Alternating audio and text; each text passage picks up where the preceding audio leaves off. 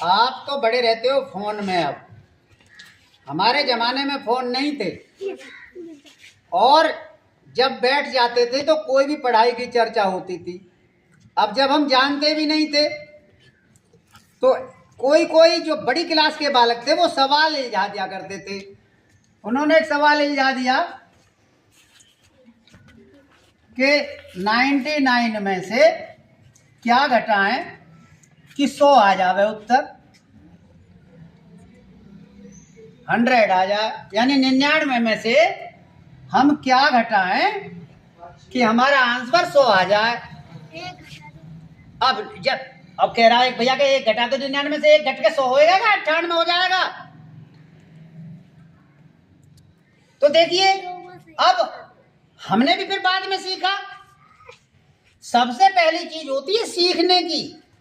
तो इसका आंसर वैसे नहीं कि 99 में से एक घटा दो, इसमें जो ब्रैकेट आएगा ना बेटा, तुम अब तो कक्षा 5 से देने लगे हैं, नफी, और नफी का एक घटा दो। तो जब इसको खोलते हैं कोष्ठ को तो ये प्लस में हो जाता है, 99 प्लस 1, ये हो गया 100। इसका आंसर ऐसे आएगा 100। अब हमको पता नहीं था जब, तो इस प्रकार से जो इल्झे रहते थे बड़े बालक छोटे बालकों से पूछते थे कि चल ऐसे बता सवाल। अब सवाल असमंजस में पड़ जाए इसी प्रकार से कि भी सवाल ही होगा कैसे, ठीक है। अब कोई कह देता था कि चलो जैसे पूछ लेते हैं भाई ये नौकर है, क्या शब्द है ये? नौकर। नौकर। अब इसमें 3 खाने हैं।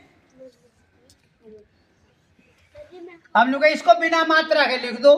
अब कोई लिखे ना करने को, ये तो नाकर है, नौकर नहीं है।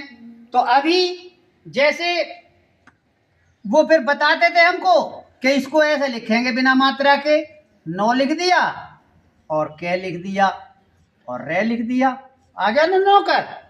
तो इसी प्रकार से सवाल होते थे तरह तरह के, कोई कुछ पूछता था कोई कुछ पूछता था। अब जब समय बच जाता था तो समय बचने पर कुछ बालक कहा करते थे भाई कहानी